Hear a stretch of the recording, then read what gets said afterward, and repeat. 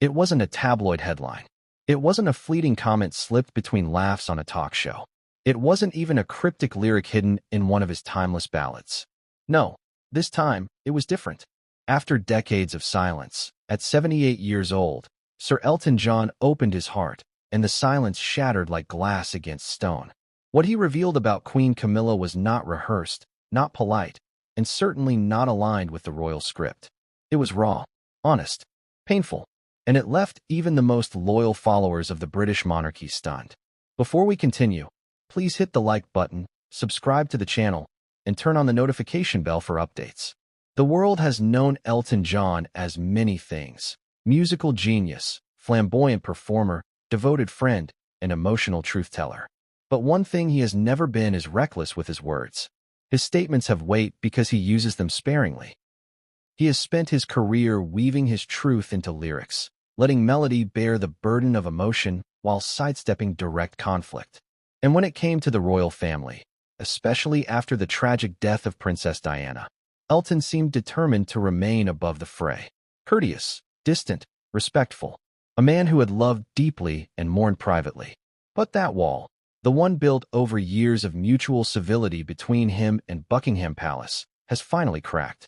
And out from behind that wall came a version of Elton the public wasn't ready for. A man who had watched, quietly and painfully, as history was rewritten, memories reshaped, and wounds polished over with royal protocol. And it all comes down to one woman, Camilla, Queen Consort. Why now? Why break the silence after so many years of carefully measured words? That's the question echoing across newsrooms, talk shows, and social media platforms. At first glance, it might seem like the latest twist in a long and winding story of royal drama. But this isn't just a moment of gossip.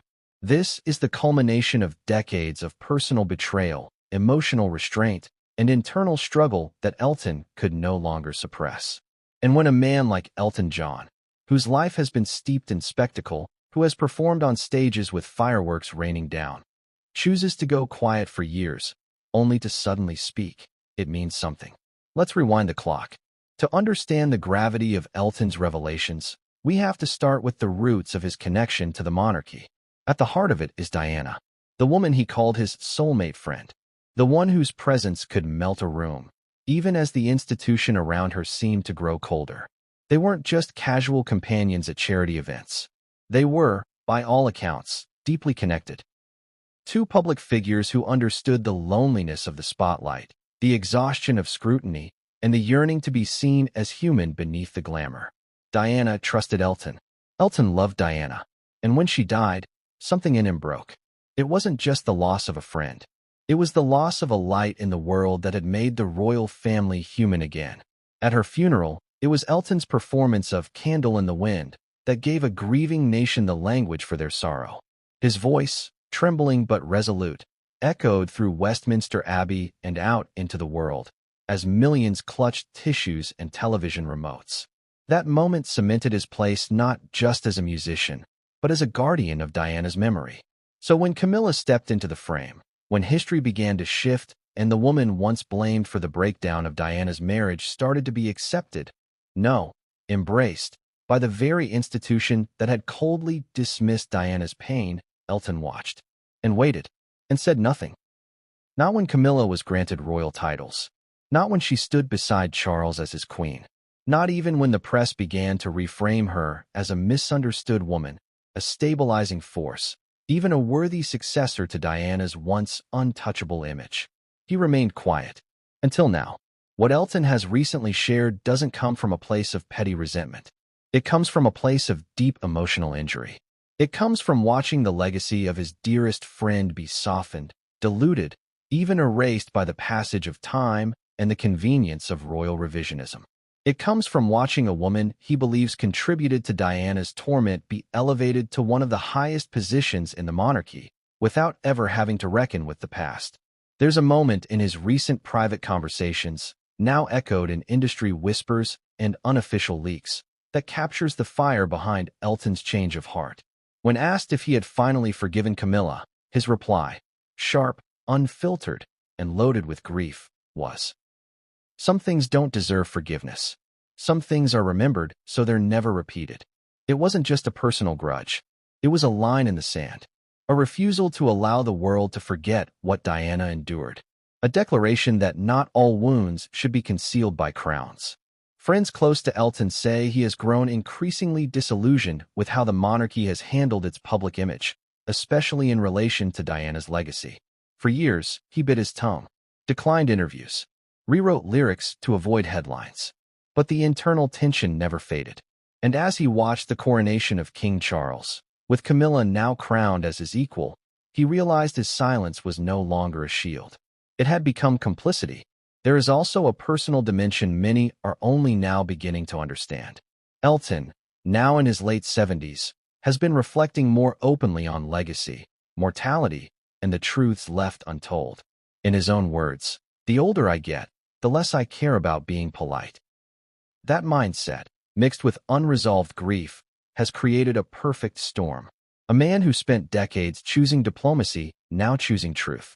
The stage is set for a reckoning. And not just for Elton John. For Buckingham Palace. For Camilla.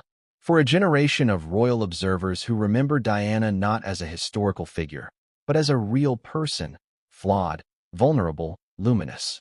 Elton's decision to speak out reopens wounds the monarchy would prefer remain sealed. It stirs questions about accountability, redemption, and the price of public reinvention. And make no mistake, this is only the beginning. The days of whispered reservations and subtle protest are over. Elton John, the man who once captivated the world with songs of sorrow and joy, is now channeling a very different kind of energy. One that does not sing, but speaks. One that does not charm, but challenges. And as his words ripple through the public consciousness, we are left with a powerful question. What happens when one of Britain's most beloved cultural icons turns his heartbreak into testimony? That is what this story will uncover. For decades, Elton John held his silence. He didn't flinch when tabloid covers dragged his name into royal controversies. He didn't comment when Camilla's public image was rehabilitated before the world's eyes. He didn't even raise an eyebrow when royal historians started subtly reworking Diana's role in history. In fact, for years, Elton John became the model of royal discretion. The man who once walked behind Diana's coffin in a dark suit and black glasses had folded his pain into quiet dignity. He didn't need to shout. He didn't need to explain. He let the memory of his friendship with Diana speak louder than any press release ever could. But behind that silence, there was a storm. There are people, close friends, longtime collaborators, and loyal staff, who recall the moments when the dam nearly broke. Moments when Elton would sip his tea and stare at the television, his eyes narrowing ever so slightly at a smiling Camilla stepping out of a black car in heels too polished, her wave too rehearsed. They remember how he'd sometimes leave the room when a reporter dared to compare her to Diana, or how he'd shake his head and mutter under his breath when news anchors praised her quiet strength or gentle influence on Charles. But still, he said nothing. The reason for that silence, according to one confidant, wasn't fear. It wasn't even diplomacy. It was heartbreak. Elton John wasn't just angry. He was wounded. Deeply. Irreparably. The silence wasn't a strategy. It was a coping mechanism. Speaking out would mean reliving the pain. It would mean turning the pages of a chapter he'd spent years trying to close. And for Elton, whose life had already been so entangled with public spectacle, the idea of reopening Diana's story, of unearthing that grief, was something he wasn't ready to confront. Not then, but as time marched on, Elton's silence became harder to defend. It wasn't just Camilla's rise within the royal family that gnawed at him. It was the way history was being rewritten. With each passing year, Diana's story was losing its sharp edges. It was being rounded out, polished, tucked neatly into documentaries and museum exhibits. The tears, the betrayals, the crushing loneliness, all of it was being sanitized for mass consumption. Camilla was no longer the other woman in the eyes of the press. She was a senior royal, a queen, a public figure whose scandals were being reframed as misunderstood moments of love. And Elton? He was expected to nod along. There were private dinners where guests brought up the royal family, unaware of the landmine they were stepping on. Elton would change the subject, or excuse himself. He once reportedly walked out of a gala early after hearing a presenter praise Camilla for healing the monarchy's image.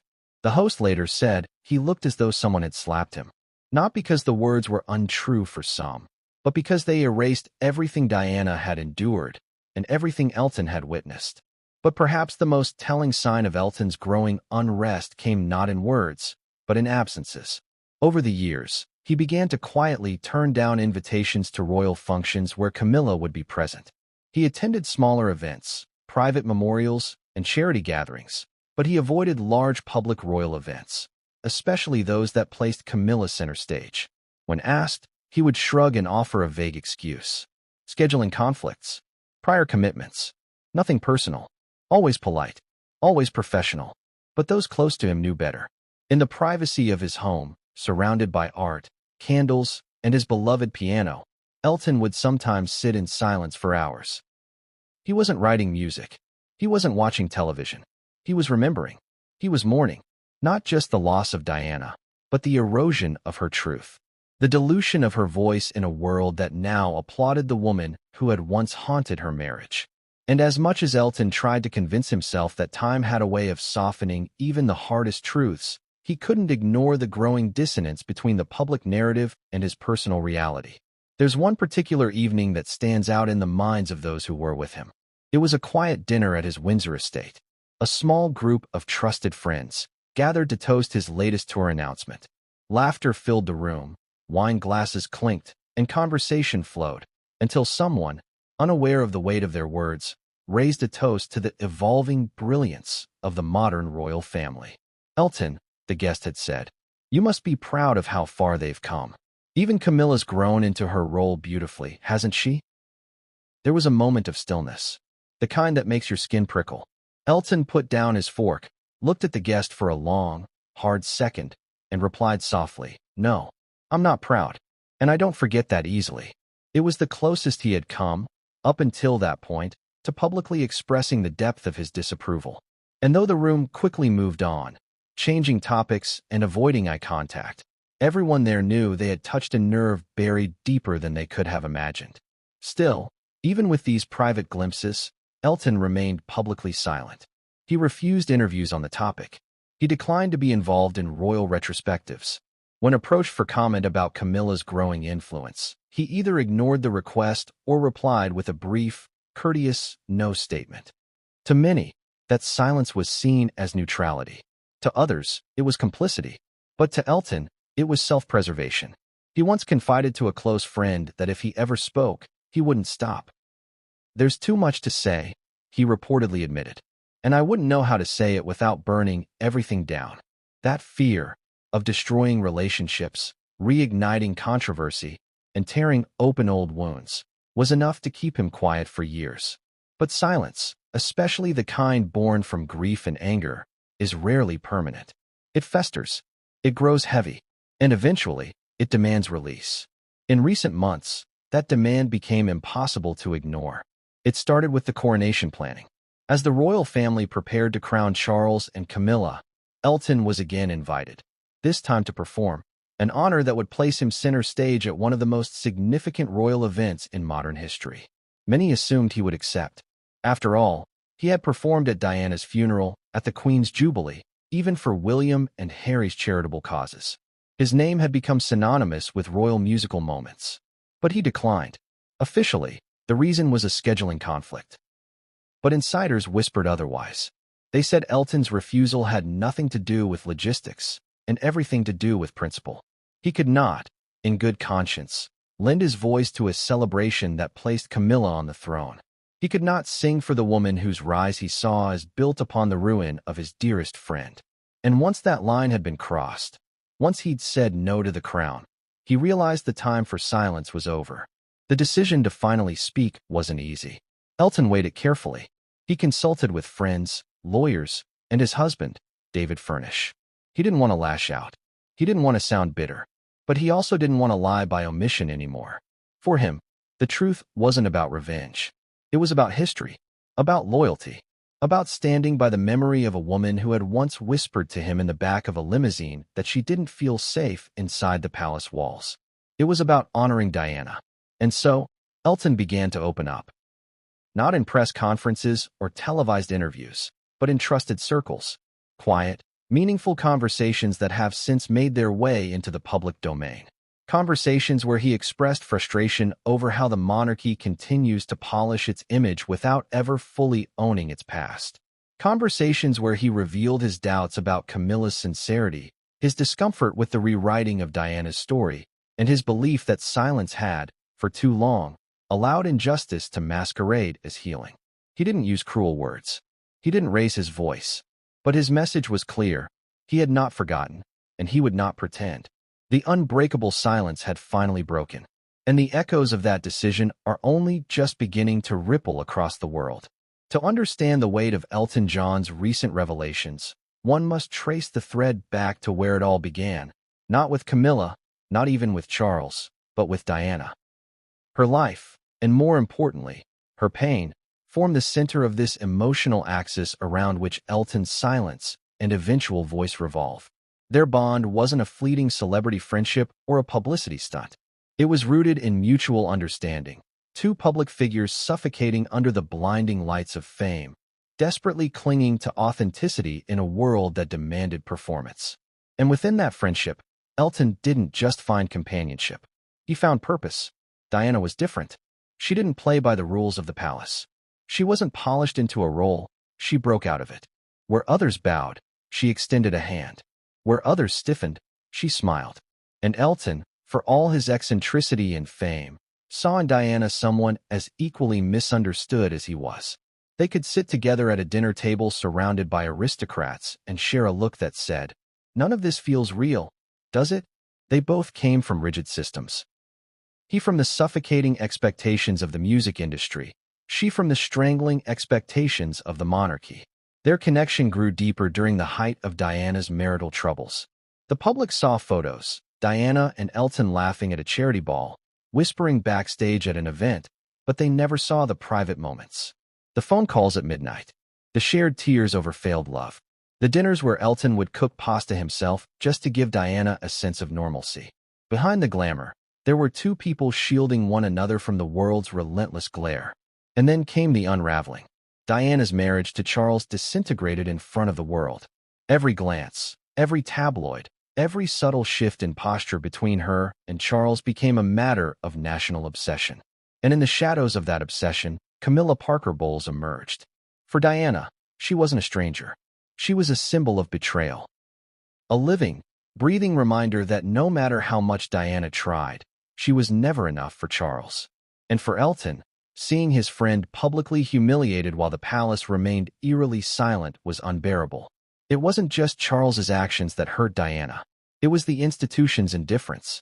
The expectation that she would smile through her tears, curtsy through the pain, and uphold an image that was never built to include her suffering. Elton witnessed this. He was there when Diana's calls went unanswered. He was there when she told him how she'd walk into rooms and feel like an intruder in her own life.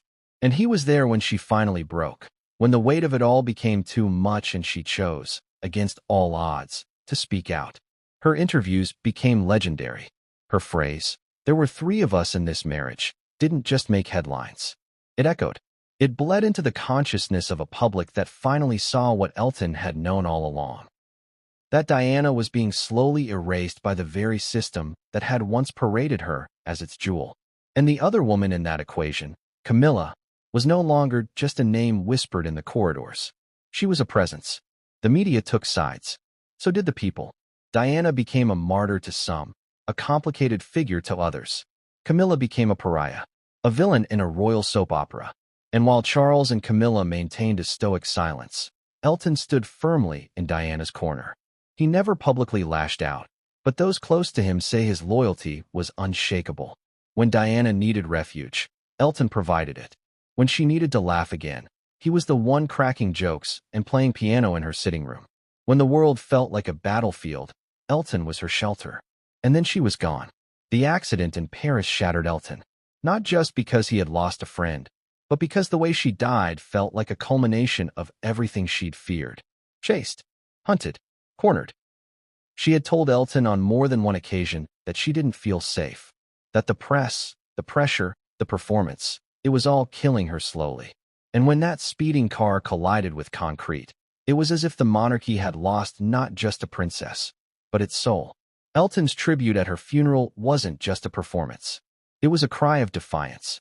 His revised version of Candle in the Wind brought the nation to tears, not just because it was beautifully sung, but because it was Elton's way of saying, "I remember who she really was." That performance wasn't for the cameras. It was for Diana. After the funeral, Elton receded. He stopped speaking about the royal family altogether. The pain was too fresh, the loss too immense. But even in silence, his allegiance to Diana never wavered. He continued her charity work. He visited her sons. He became a quiet steward of her legacy. And that's where the fracture begins. As years passed, the monarchy did what monarchies do best. It adapted. Camilla, once vilified, began making careful public appearances. At first, it was subtle. Charity events. Private functions. Then it became more official. Hand-holding with Charles. Appearances at royal galas. Finally, a formal marriage. The woman who once hid in the margins of the story had become its headline. She was no longer the other woman. She was the Duchess of Cornwall. Later, Queen Consort. To some, it was a sign of progress, of healing, of moving forward. But to Elton, it was a betrayal. Not of him, but of Diana. Of everything she had suffered, everything she had sacrificed. The world that had once crucified Camilla now crowned her. The same press that hounded Diana now polished Camilla's image. The same institution that had driven Diana into despair now applauded itself for its evolution. It was a rewriting of history, a quiet erasure. And Elton couldn't bear it. He watched as Camilla took on more public responsibilities. As articles began to appear calling her a rock in Charles's life. As commentators praised her grace under pressure. And through it all, Diana's name began to fade from the conversation. Where once she was the symbol of a broken monarchy, now she was a cautionary tale, an uncomfortable footnote in a more palatable narrative. But Elton never forgot. He once said in a private gathering, "They want you to believe she was fragile, that she couldn't handle the pressure. But she wasn't fragile, she was surrounded by cruelty. And that's what broke her." That cruelty, in his eyes, was embodied in the institution. And, more pointedly, in the way it had embraced Camilla without ever addressing the hurt she had helped cause. Elton had remained polite for years. He didn't publicly criticize Camilla. He never called her names or gave scandalous interviews. But his absence said more than words ever could. When Diana's memorial anniversaries came, he attended. When Camilla hosted royal events, he often declined. When asked about Charles and Camilla's wedding, he gave vague answers, deflecting with charm and changing topics with practiced ease. But his eyes told a different story. He wasn't just mourning Diana. He was resisting the whitewashing of her story. And as Camilla's position grew more secure, Elton's restraint grew more strained. He watched as Diana's sons appeared to accept Camilla, as William posed for photos, as Harry, despite growing tensions with the family, offered his own complicated brand of respect. For Elton, it must have felt like losing Diana twice. First to the grave, and now to the quiet tide of public forgiveness. But forgiveness requires acknowledgement, and that was something Elton felt was never fully offered. Camilla never made a public apology. The monarchy never admitted fault. There was no reckoning, just a slow, methodical shift in narrative. Diana had died. Camilla had survived. The crown had moved on. And Elton could no longer pretend he had moved with it. It wasn't just personal. It was cultural. He believed that Diana represented something rare, a challenge to power, a beacon for empathy. And Camilla, to him, symbolized the restoration of that power at the expense of truth. That wasn't something he could applaud. That wasn't something he could remain silent about forever. So, as Camilla ascended, Elton prepared to descend from his pedestal of politeness. Quietly, deliberately, with measured words and unwavering memory. He wouldn't shout. He wouldn't rage. But he would speak. And when he did, the world would listen. Not because of the scandal, but because of the sincerity. Because Elton John doesn't speak unless it matters. And for him, Diana still matters. Always has. Always will. There are stories the public sees, and then there are stories that unfold in the spaces between. In the brief silences at formal dinners. In the slight shift of a royal nod. In the awkward glance that passes between two public figures who know too much. The relationship, or lack thereof, between Elton John and Camilla was never the centerpiece of royal coverage. But behind the scenes, It played out like an unresolved symphony. Not loud, but dissonant. Not dramatic, but tense. And it was in those quiet moments, behind palace walls and gala curtains, that the real friction took root. It's easy to assume that all public figures are naturally cordial, especially in the polished world of British aristocracy. But Elton John, despite his flamboyance and celebrity, has never played the game for the sake of etiquette. He is a man of emotion, of memory, of loyalty. And from the very first time he encountered Camilla Parker Bowles in a royal setting, those values collided with a reality he could barely tolerate. Sources close to Elton recount his early interactions with Camilla as tense but civil. He never raised his voice, never dismissed her in public, but he also never leaned into small talk, never extended the warmth he so freely gave others. He didn't joke, didn't banter, didn't offer that signature Elton wink that could turn any room into a celebration. With Camilla, he was restrained, cool, always formal. At a charity dinner in 2006, just 1 year after Camilla married Prince Charles, Elton was seated at the same table as several senior royals. He attended at the request of a close friend, but had nearly declined when he learned Camilla would be present. Throughout the evening, he smiled, posed for photos, and entertained guests with stories from his tours. But those at the table noticed that every time Camilla tried to engage him, he gave polite but distant replies. He never initiated conversation. He never offered compliments. It was as though an invisible wall had been constructed between them, and Elton had no intention of taking it down. What made the tension all the more striking was Elton's usual openness. He is known for being gracious in public settings, for speaking to everyone from dishwashers to duchesses with equal charm. But that night, his energy shifted. According to one attendee, you could tell he was uncomfortable. He wasn't rude, just distant. Like he didn't want to be there, but he couldn't walk away. And that wasn't a one-time occurrence. Over the years, there were multiple events, award ceremonies, philanthropic galas, memorial tributes, where Elton and Camilla found themselves in the same room. And each time, the dynamic followed a familiar pattern. Politeness without warmth. Presence without participation. At one Buckingham Palace function, Camilla reportedly approached Elton to thank him for supporting one of Charles's charities. Elton acknowledged her comment with a nod, thanked her back, and then turned to speak to the person beside him. The interaction lasted seconds, but to those observing, it spoke volumes. These moments never made headlines. They were too subtle, too embedded in the choreography of royal life. But they mattered to those who knew what Elton was carrying, what memories lived beneath his sharp suits and diamond-studded glasses. Behind the scenes, Elton was more candid. In private, he confided to a small circle of friends that he found Camilla's presence in the royal narrative profoundly uncomfortable. He admitted that her rise in status felt like a betrayal to those who still grieved Diana. He wasn't angry in the conventional sense. He didn't rant or throw tantrums. But his pain was visible. His voice would soften. His hands would rest quietly on the piano keys, unmoving, when her name came up in conversation. It wasn't fury.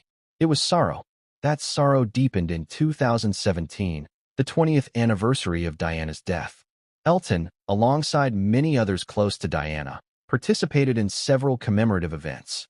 He performed at a private tribute hosted by Diana's sons and later appeared in a televised documentary where he spoke about her compassion, her humor, and the profound impact she had on people living with HIV/AIDS.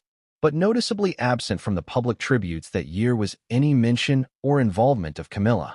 According to insiders, the palace made a calculated decision to keep Camilla out of the spotlight during the anniversary, aware that her presence might reignite public anger or controversy. For Elton, that decision was telling. It confirmed what he had long believed, that despite the facade of unity, the wounds left by Diana's life and death were still raw. That there were things the crown preferred to keep hidden. That reconciliation, while publicly performed, was not privately resolved. In one particularly revealing dinner conversation, Elton is said to have remarked, "They want to forget. But I can't. I won't. Because forgetting means letting it happen again." This mindset was reinforced by a series of whispered slights over the years. At a London fundraiser in 2018, Elton was expected to perform a brief set in honor of royal philanthropies. The event was attended by numerous high-profile guests, including Charles and Camilla. Initially, Elton had agreed to attend but backed out days before, citing unforeseen scheduling issues. What wasn't publicized was that he had initially agreed only on the understanding that the event would focus solely on Diana's charitable legacy. When it became clear that Camilla would be honored during the evening, Elton quietly withdrew. His team later issued a generic statement, but to those in the know, it was another signal of his quiet protest. He would not allow his voice, so often used to uplift, to be used in a narrative that he did not support. That tension came to a quiet boil in 2022, at a private memorial service for a mutual friend of Diana and Elton. Camilla attended the service as a gesture of goodwill. Elton arrived separately and sat several rows behind the senior royals. The two never spoke. They never made eye contact. When the service ended, Elton left immediately, declining the post-service tea and reception. Those who noticed said it wasn't rudeness, it was restraint. He simply could not bear the performative civility that so often masks real wounds. People began to notice, those within royal and entertainment circles alike. While the public remained largely unaware of the tension, those who attended these private affairs saw a clear pattern. Elton's presence at any royal event became a litmus test. If Camilla was involved, his attendance was unlikely. If Diana's legacy was the focus, he was the first to arrive. It was never stated outright, never broadcast, but it was deeply understood.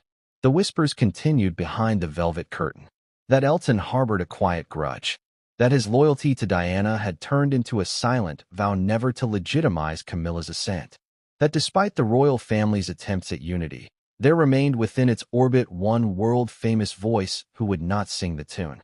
And yet, for all this, Elton never went public. He never gave a scathing interview. He never published a scornful letter. His actions spoke for him.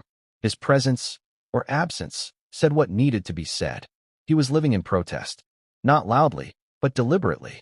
What makes this chapter of Elton's story so compelling is not just the tension with Camilla. It's the psychological toll of living in two parallel realities.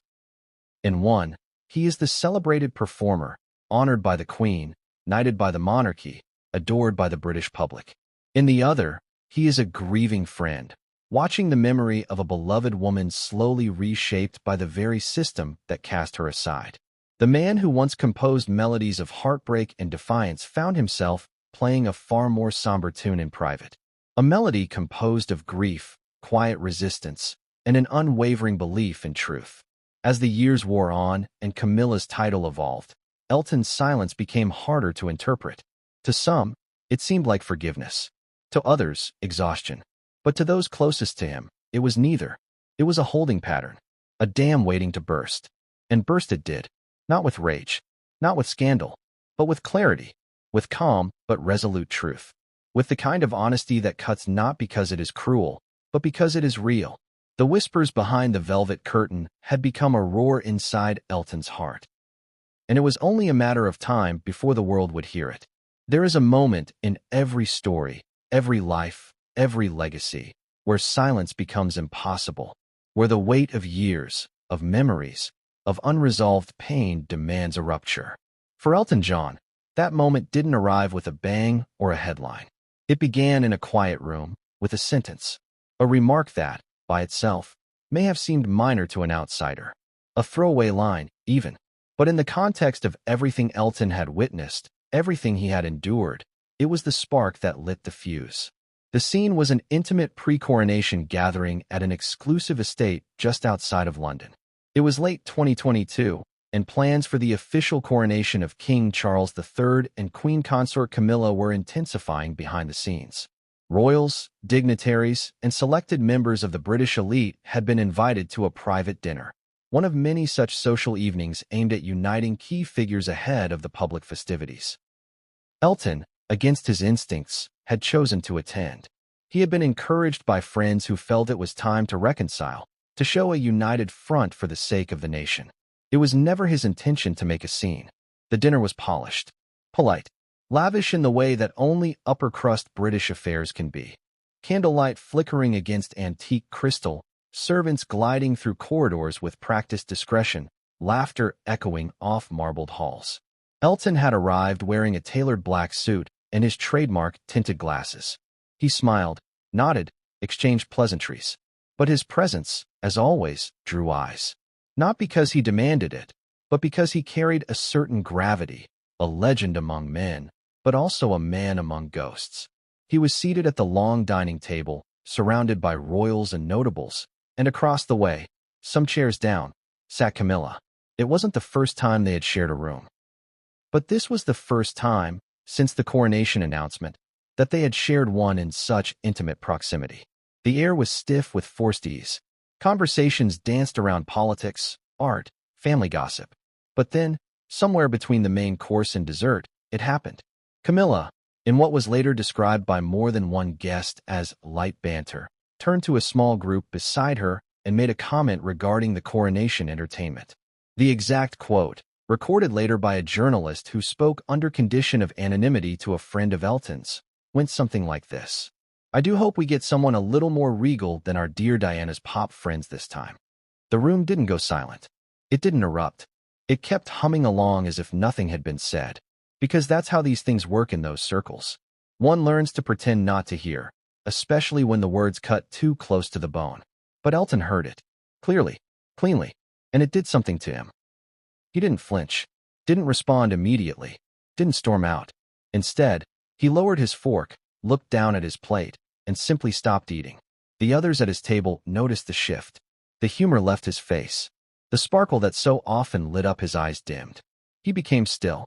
Later that evening, when the dinner concluded and guests filtered into the drawing room for drinks and chamber music, Elton quietly excused himself. He did not join the conversations. He did not stay for the music. He left through the back corridor, escorted by his driver, without speaking another word. That moment, unspoken, unresolved, was the turning point. What made Camilla's remark so piercing wasn't just the content. It was the context, the timing, the casual cruelty wrapped in aristocratic humor. It suggested, however veiled, that Diana's connections were an embarrassment, that the people who had loved her, championed her, mourned her, Elton among them, were beneath the new image the monarchy wanted to project. It wasn't just a personal insult. It was a desecration of memory. And Elton, for the first time in a long time, was not willing to swallow it. What followed wasn't immediate scandal. Elton didn't call a press conference. He didn't post cryptic messages on social media. But something had shifted inside him. The filter had broken. The years of quiet discomfort, the decades of observing from a distance, had reached their end. A few days after the dinner, he spoke to one of his closest confidants. According to the account shared later by that individual, Elton's words were measured but powerful. "I kept quiet for Diana, because that's what she would have wanted. But this I can't forgive. I won't be a part of the lie." The lie, as Elton saw it, was the illusion of unity. The pretense that the past had been healed when in truth it had merely been hidden. That Camilla had transformed from antagonist to heroine without ever having to face the music. And so, Elton began to make calls. He contacted his manager, his publishers, and his foundation board. Not with anger, but with intention. He wanted to begin speaking again, not just through music or interviews, but through storytelling, through truth. He began compiling stories, letters, conversations, not to wage war, but to preserve what he felt was being erased, the real Diana. At the same time, word of the incident at the dinner began to leak through private channels. Those present, though not willing to go on record, shared the story with friends and journalists off the record. One royal insider recounted, "We all knew something had happened." Elton's silence afterward was louder than anything Camilla said. You could feel it. In the weeks that followed, Elton declined all coronation-related engagements. He refused to perform. He refused to attend. He declined even the most casual offers to be involved. His statement was brief, citing scheduling conflicts.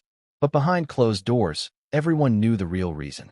He would not celebrate the crowning of a woman who had, in his view, not only contributed to Diana's pain, but had now gone so far as to belittle her memory. Elton's friends, both in the entertainment world and within the royal-adjacent class, were divided. Some urged him to let it go, to preserve the peace, to stay above the fray. Others, however, applauded his resolve. They saw it as an act of courage in a landscape of calculated silence. One particularly close associate, who had known Elton since the early '80s, said, "He's not doing this to be provocative. He's doing it because he's tired of pretending, because he loved her, truly, and because he believes we owe it to her not to let history rewrite itself. The final push came when a prominent UK newspaper published an op-ed praising Camilla's charm offensive leading up to the coronation.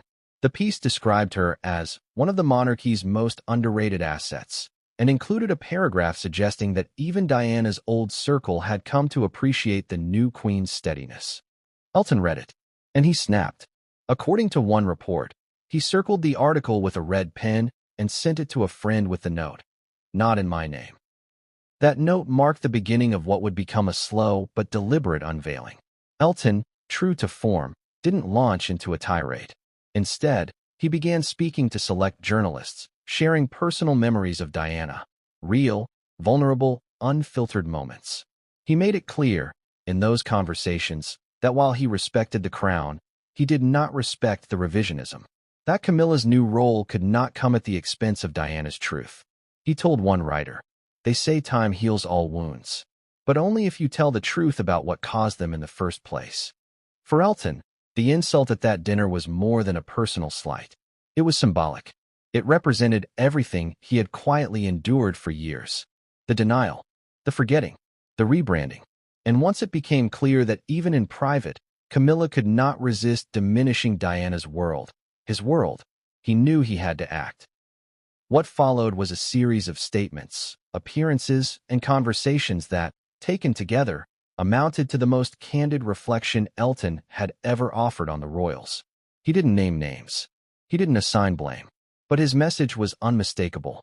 Diana mattered. Her pain mattered. And Elton would not be part of a pageant that pretended otherwise. The dinner insult may never be publicly acknowledged by the palace. It may never be quoted in full, never confirmed, never denied. But its impact is real. It changed the course of Elton's relationship with the monarchy forever. It pushed him from reluctant silence into reluctant truth. And for a man who had spent a lifetime singing to the world, this time, he wasn't performing. He was testifying. In every great reckoning, there is a moment when the silence is broken not just by the central figure, but by those who know him best, those who have shared his private anguish, his unspoken frustrations, and his whispered truths. For Elton John, this chorus of revelation came not from press agents or choreographed interviews, but from the voices that had been present in the quietest corners of his life.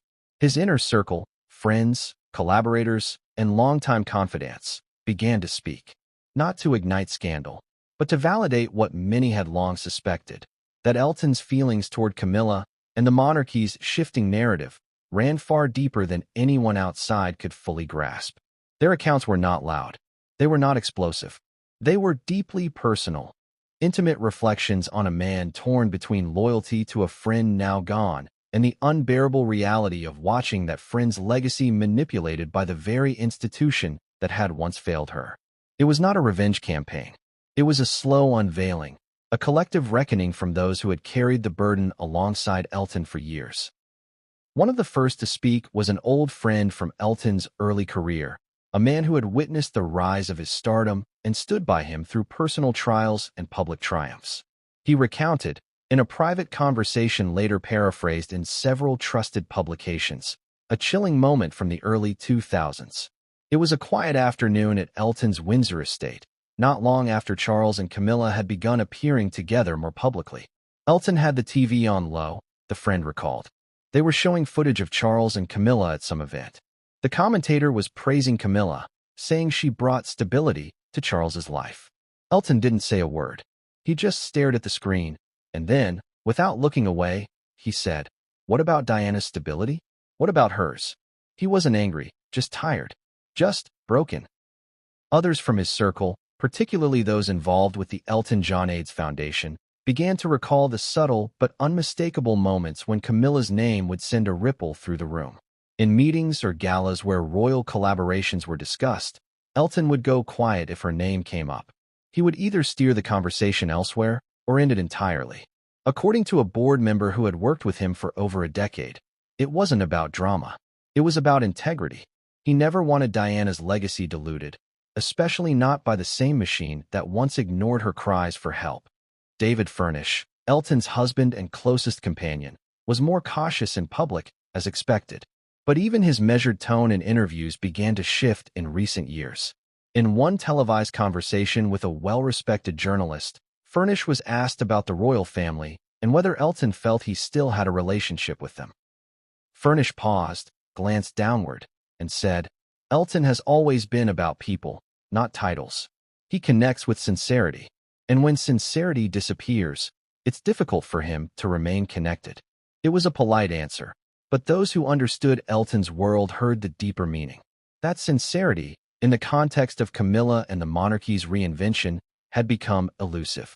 Perhaps the most poignant revelations came from Elton's longtime lyricist and creative partner, Bernie Taupin. Though known for his poetic reserve, Taupin opened up in a rare conversation during the lead-up to one of Elton's final touring performances. The topic of Diana arose, inevitably, and with it, the subject of Camilla. "We never stopped missing her," Taupin said. "She wasn't perfect, but she was real. She let you see her mess, her struggle." Elton admired that. And when you've known someone's truth that deeply, watching the world move on like it never mattered, it leaves a scar. Taupin hinted at songs that never made it to album releases, pieces that were deemed too pointed or too painful. He didn't name Camilla directly, but he spoke of verses penned in frustration, lyrics that reflected Elton's disillusionment with how the public had turned the page on Diana. "There were songs we couldn't finish," Taupin added, "because every time we tried, it just felt like we were writing an obituary no one wanted to read." Another member of Elton's trusted circle, a wardrobe stylist who had worked with him on and off for years, shared a story that painted a vivid image of the emotional toll this struggle had taken. It was during a tour stop in Paris, not far from the tunnel where Diana's life had ended. Elton had been unusually quiet that day. Before the show, he sat at the piano backstage, not rehearsing but simply pressing keys, aimlessly. The stylist asked if he needed anything. Elton didn't answer for a moment. Then he looked up and said, "It still feels like I lost her yesterday, and they're already trying to make us forget." Moments like these weren't meant for the press. They were private, sacred, fragments of a larger heartbreak that had been compartmentalized for too long. But as the coronation neared and Camilla's title evolved, these fragments began to surface. Not because Elton asked for it, but because those who loved him could no longer stay silent either. The stories multiplied. One backup singer remembered how Elton would always insist that Diana be mentioned during benefit concerts held in her memory, even if the event was not officially connected to her. He'd say, "Don't let them erase her," she recounted. He meant it, every single time. Another friend, a famous British actor, described an afternoon conversation with Elton shortly after it was announced that Camilla would be officially styled Queen Consort. The two had been sipping tea in Elton's garden when the news alert flashed across the actor's phone. He read it aloud without thinking. Elton just stared ahead. He didn't blink. Then he said, "She got everything. Everything Diana deserved." It was the most bitter I'd ever heard him. And I've known him since the 70s. What became increasingly clear from all these recollections was that Elton's silence had not been passive. It had been agonizing. He hadn't refrained from speaking because he didn't care. He had refrained because he cared too much, and because he feared that speaking out would be seen as petty, or worse, disloyal to the memory he held so dear. But his inner circle knew the truth. They knew that every decision Elton made, from declining royal invitations to omitting specific songs from his set lists, was part of a quiet rebellion, a way of saying, "Not in her name," a way of maintaining dignity in a world obsessed with rewriting uncomfortable chapters. And when Camilla's offhand comment at that dinner finally broke the dam, it wasn't just Elton who responded. It was all those voices, all those memories, all those friends who had stood in the shadows for too long. They began to validate the hurt, to echo the frustration, to defend the truth. Some did so quietly. Others allowed their words to be shared in trusted publications, always with respect, always with the aim of honoring Diana and protecting Elton's emotional well-being. But collectively, their testimonies formed something undeniable, a portrait of a man burdened by memory, loyalty, and the impossible task of carrying the legacy of a lost friend in a world eager to move on. Elton never asked them to speak, but their voices, layered and consistent, gave weight to what he himself had hesitated to declare outright, that for all the pomp and pageantry, For all the polished images of modern royalty, something profound had been lost, and something dishonest had taken its place. His inner circle spoke because they could no longer bear to see a man who had given so much, musically, philanthropically, emotionally, carrying such a burden alone. They spoke because they believed the world needed to understand what Elton's silence had cost him. They spoke because Diana still mattered. And Elton was no longer the only one who remembered. Of all the occasions where Elton John and Camilla crossed paths publicly, none was more symbolic, or more quietly explosive, than what would come to be known behind closed doors as the Gala incident. To most observers, it was just another high-profile fundraising evening for the Elton John AIDS Foundation, held at a prestigious London venue. Lavish, star-studded, purpose-driven. But beneath the glittering chandeliers and televised smiles, the evening bore witness to a subtle yet undeniable fracture, one that further confirmed the distance between Elton and the woman who now carried the title of Queen Consort.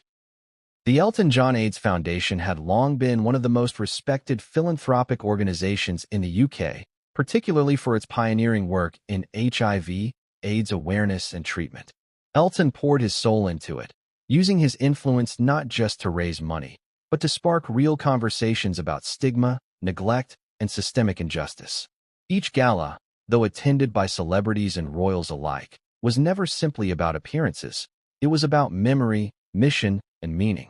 To Elton, these events were sacred. They weren't just charity, they were legacy. So when planning began for the 2019 gala, Elton's team faced an unexpected dilemma. Quiet inquiries from Clarence House had arrived. Camilla, Duchess of Cornwall at the time, was interested in attending. A representative explained that she had taken a growing interest in HIV-related causes, particularly the public health ramifications within underserved communities. The move was not entirely out of character. Camilla had spent years championing social welfare issues, particularly related to domestic violence and literacy. But to Elton, the timing felt off. Calculated. Even opportunistic. He did not reject the proposal outright. In fact, true to form, he remained outwardly professional. But those close to the planning committee remember his unease. It wasn't that he didn't want her there. One committee member later recounted. It was that he didn't believe her presence was genuine. It felt like the palace wanted good optics, and Elton doesn't do anything for optics. After several tense discussions, Elton agreed. If Camilla wished to attend, she could. But there would be no joint appearances, no staged photographs, no shared speeches. She would be welcomed as any guest of the foundation would be, but nothing more. The night of the gala arrived, wrapped in typical London fanfare. Paparazzi lined the streets. Famous faces poured through the entrance. Actors, musicians, human rights activists, even a few international diplomats. Elton arrived late, intentionally avoiding the press line, wearing a deep purple tuxedo with his signature red-tinted glasses. He smiled for photos. He greeted guests. But his energy, according to those present, was subdued. Camilla arrived earlier, escorted by royal aides, and was ushered discreetly to her assigned table, several spots removed from Elton's. She did not make a grand entrance. She did not speak to reporters. Her team had been careful, respectful of boundaries. Yet the tension was unmistakable. The event proceeded with its usual grace. A-list performers took the stage. Moving videos were played, recounting the foundation's milestones. Champagne was poured, auction paddles raised. But it was during the midpoint of the evening, during a video tribute to Princess Diana's early involvement in HIV/AIDS advocacy, that the atmosphere changed. The video, played annually, was a cornerstone of the gala. It featured archival footage of Diana holding the hands of AIDS patients in hospital wards, images that had, at the time, helped shift the global conversation on compassion and stigma. Elton had always insisted the footage be shown, not out of sentimentality, but because he believed it rooted the evening in purpose, that it reminded guests why they were there. As the video played, the room hushed. Faces turned to the screens. Some teared up. Elton, seated quietly at his table, stared ahead. But according to a guest who sat within earshot of Camilla's table, it was during this moment that something peculiar happened. Camilla, leaning slightly toward a guest beside her, made a passing remark, too quiet to be clearly heard, but enough to prompt a stifled laugh from the guest, and a shared glance between two of her aides. The gesture may have gone unnoticed in another setting, but in that room, in that moment, it was jarring. The guest, later interviewed off-record, recalled the unease. It wasn't what she said exactly. It was the timing. It was inappropriate. Not necessarily cruel, but careless. And the moment didn't call for anything but respect. Others noticed too. Elton's eyes never left the screen, but his jaw reportedly tightened. His hands, folded on the table, stiffened. When the video ended, and the room erupted into applause, he clapped, but slowly. Then, minutes later, he excused himself and disappeared backstage.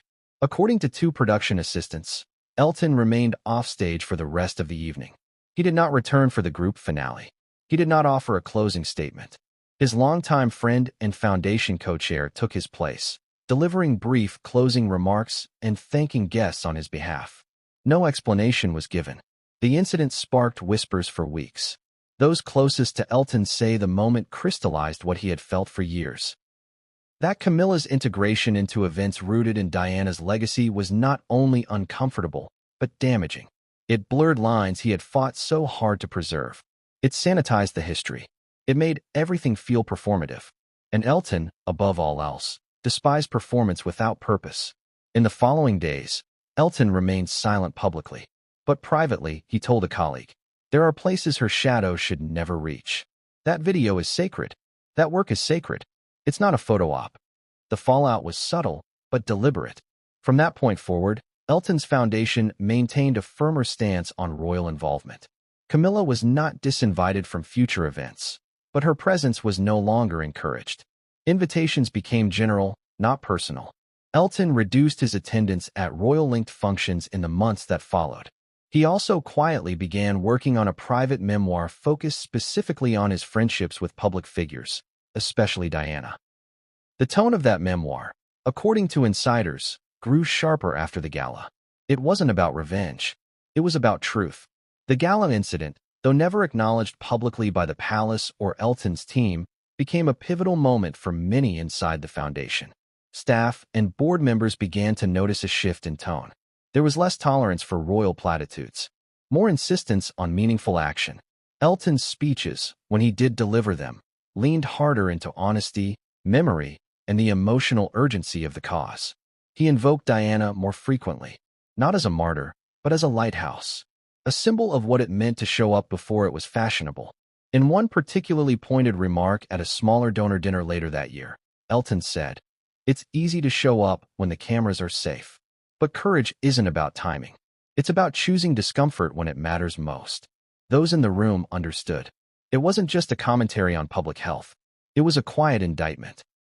The gala was supposed to be another evening of progress, another night of fundraising and remembrance.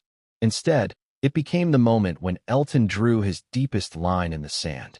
The moment when symbolism crossed into sacrilege. The moment when silence, once again, proved too heavy to bear. The world may never see footage of that awkward exchange. It may never hear the precise words whispered at Camilla's table. But what it saw, what those in the room felt, was undeniable. It was the confirmation that beneath all the polished surfaces, the wounds had not healed. That for Elton John, Diana's memory was not negotiable. And that when that memory was disrespected, even in a passing breath, he would not remain seated. There's a haunting truth about art. It often says the things its creator cannot. For Elton John, music has never just been entertainment. It has been confession, protest, healing. It has been a way to speak what his public figure couldn't, to express what the man behind the tinted glasses often buried. Over the decades,